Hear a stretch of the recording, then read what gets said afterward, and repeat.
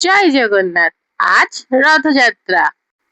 আজকের ওয়েদারটা দেখুন, কখনো বা মেঘ, কখনো বা রোদ, আবার কখনো বা বৃষ্টি। আজকের ওয়েদারটা এভাবেই চলছে। এরপর আমি রেডি হয়ে বেরিয়ে পড়লাম বাড়ি যাওয়ার উদ্দেশ্যে। ছেলেকে আগেই বাবা নিয়ে চলে এসেছিল, আর আমি আজকে অনেক দিন পর হেঁটে হেঁটে বাড়িতে এসেছি। আর এখানে দিদির কোলে রয়েছে একটা দাদার ছেলে, তাকে খাওয়াচ্ছে দিদি।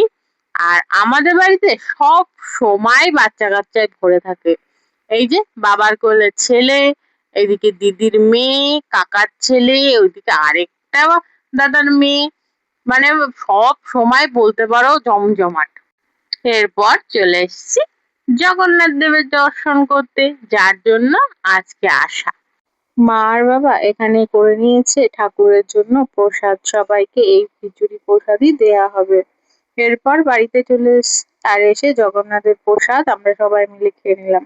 আর শোনো, এখানে মা ছোলা ভিজিয়ে রেখেছিল, সেইগুলো নিয়েই খেলা শুরু করেছে।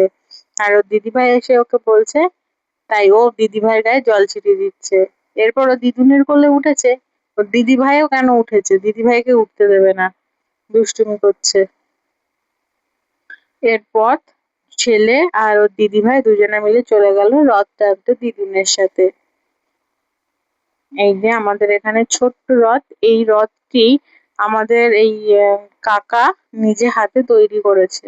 তৈরি করে বলছে এবছর রথ টানবে, আর মা আর বাবাকে বলছে তোমরা ভোগ রান্না করে দেবে। তাই জন্যই এই কয়জন লোক এই বছর প্রথম।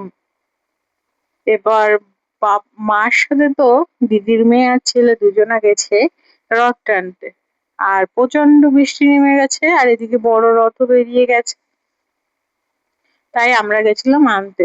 এরপরে এই যে বাড়িতে আরেকটা দাদার ছেলেটা চলে এসেছে, যে বৌদির কোলে রয়েছে, সবাইকে টাটা করে দিচ্ছিলাম, বাড়ি ফেরার পালা। বাড়ি এসে ছেলে সারাদিন ঘুমায়নি, ক্লান্ত ছিল, ঘুমিয়ে পড়েছে। আর আমি এবার করে নেবো রান্না। টাটা।